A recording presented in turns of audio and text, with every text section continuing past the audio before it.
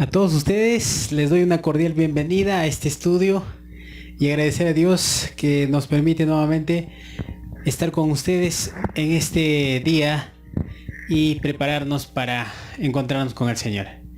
Agradecer siempre a Dios, nos dio la oportunidad de despertar y también agradecerte a ti porque día a día nos vienes siguiendo en estos videos y gracias a Dios que tú puedas abrir las escrituras para poder escuchar su voz.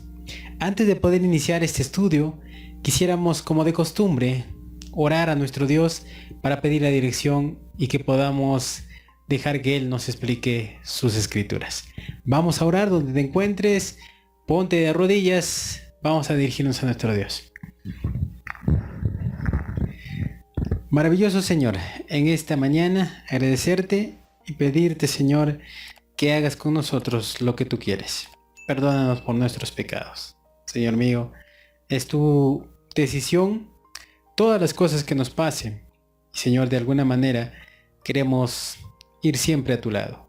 No, Señor, diciendo quizás cosas nuestras, sino siempre hablando de tu palabra. Dirígenos en este momento de estudio. Ayúdanos a comprenderlo. En el nombre de Jesús. Amén. Bueno, mis queridos amigos y hermanos, este estudio titula para esta mañana Un movimiento de reforma profetizado. Un movimiento de reforma profetizado. Vamos a ver lo que dice la pregunta. Cuando la más alta autoridad del cuerpo de la Iglesia se desvía de su curso original para perseguir y condenar a prisión y muerte a aquellos que mantienen en alto los mismos principios sobre los cuales la Iglesia fue fundada, ¿qué indica esa situación? Mateo 23, 37 al 39. Mateo 23, 37 al 39. Dice así: Jerusalén, Jerusalén, que matas a los profetas y apedreas a los que son enviados a ti.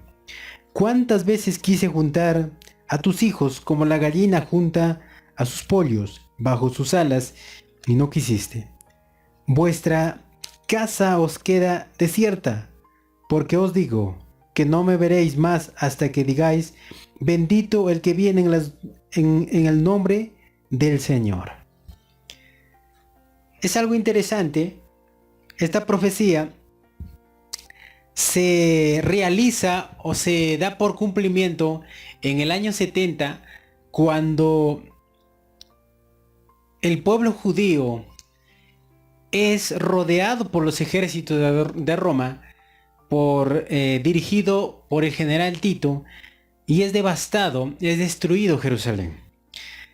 El pueblo judío se separó de Dios, quiso hacer su propia voluntad, como ya bien dicho en el capítulo de Mateo 15, 8 y 9, que el pueblo de Dios en ese tiempo estaba solamente adorando doctrina, mandamientos de hombres. Por esa razón, el Señor tuvo que profetizar y tuvo que dejar a un lado a esa iglesia, ya que se había apartado del mandato del Señor. En los testimonios, en conflicto en el deseado de todas las gentes, dice: por el apedreamiento de Esteban, los judíos sellaron finalmente su rechazo del evangelio. Cuando los judíos cogieron a Esteban, lo apedrearon, dice la sierva de Dios, que sellaron su rechazo al Salvador. Por esa razón, el Señor tenía que traer en su ministerio a 12 discípulos, el cual iban a llevar un mensaje o iban a sacar lo que anteriormente ya se estaba predicando, ¿verdad? También dice los testimonios, testimonio para los ministros, la página 16 y 17. Hay distinciones claras, definidas, que han de ser restauradas, ejemplificadas ante el mundo, al mantener en alto los mandamientos de Dios y la fe de Jesús. La hermosura de la santidad ha de aparecer como su lustre primitivo, en contraste con la deformidad y las tinieblas de los desleales, aquellos que se han rebelado contra la ley de Dios. Así nosotros reconocemos a Dios y aceptamos su ley, el fundamento de su gobierno en el cielo y a lo largo de sus dominios terrenales. Su autoridad debe ser mantenida distinta y clara delante del mundo, y no debe reconocerse ninguna ley que se halle en el conflicto con las leyes de Jehová. Si desafiando las disposiciones de Dios se permite que el mundo ejerza su influencia, nuestras decisiones o nuestras acciones, el propósito de Dios es anulada, por específico que sea el pretexto. Si la iglesia vacila aquí, se registra contra ella en los libros del cielo una traición de las más sagradas verdades de una de lealtad al reino de Cristo. Si la iglesia se desvía de su mensaje, está siendo desleal a Cristo, dice la sierva de Dios. Por esa razón, nosotros podemos darnos cuenta que cuando el pueblo de Dios se va desviando de esas brechas que se fueron marcadas desde el principio, es necesario que tenemos que hacer una reforma, el cual es para seguir con el mensaje correcto. Ahora, la pregunta decía, ¿qué indica esta situación? La situación indica que serían, dice, su rechazo al evangelio. Eso es lo que significaba en el momento de que el pueblo judío había apedreado a Esteban, sellaron el rechazo al evangelio. Dijeron sin palabras que no necesitaban de Cristo. En este tiempo sucederá lo mismo. El pueblo de Dios tendrá que predicar el mensaje correcto. Pero si no lo predica, Dios tendrá que hacerle de lado y pondrá a hombres y mujeres que realmente sirvan a Él. Ahora, vamos a una siguiente pregunta. ¿Por qué apoya Dios una separación en circunstancias tales? Salmos 14 o 11.3. Salmos 11.3. Vamos a ver lo que nos dice.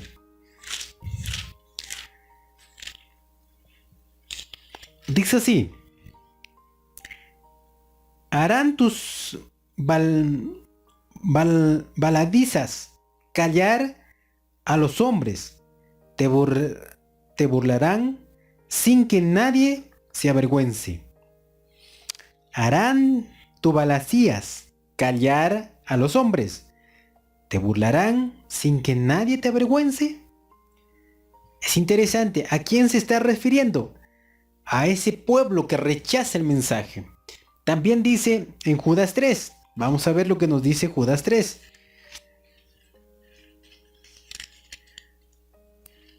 Dice así: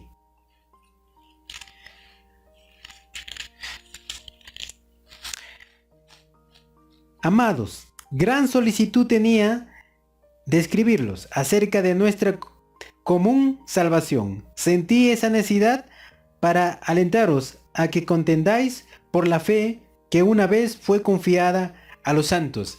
A que contendáis, o sea, seguir el mensaje de Dios. Porque el pueblo tendría que sufrir un zarandeo de sedazo que habla Amós, y dice que habrá una gran separación. El trigo seguirá firme y la cizaña tendrá que ser separada. Muchos profesos cristianos dicen amar a Cristo, pero con sus actos están deshonrando al Señor. Hoy vivimos en un tiempo el cual cada uno busca su religión, cada uno busca su comodidad, cómo servir a Dios, pero se olvida del mensaje correcto que fue llamada la iglesia de Dios. Ahora, el testimonio dice: Satanás ha tomado todas las medidas posibles para evitar que se produzca algo entre nosotros, como pueblo que nos reprenda, nos reproche y nos exhorte a dejar a un lado nuestros errores. Pero hay un pueblo que llevará el arca de Dios Cada día Satanás está tomando, dice, todas las medidas posibles para evitar que se produzca entre nosotros, como pueblo que no reprenda, nos reproche y nos exhorta a dejar a un lado nuestros errores. Pero hay un pueblo que llevará el arca de Dios. Ese pueblo, ese remanente que no dejará de predicar el mensaje. Ese pueblo que será en los últimos tiempos un pequeño David que saldrá a derrotar a Goliat. Ese David necesita de Dios, no necesita de teorías humanas, no necesita de una grandeza, necesita del mismo Dios para vencer el pecado. Mi querido amigo, entonces la pregunta decía, ¿por qué apoya Dios una separación en circunstancias tales?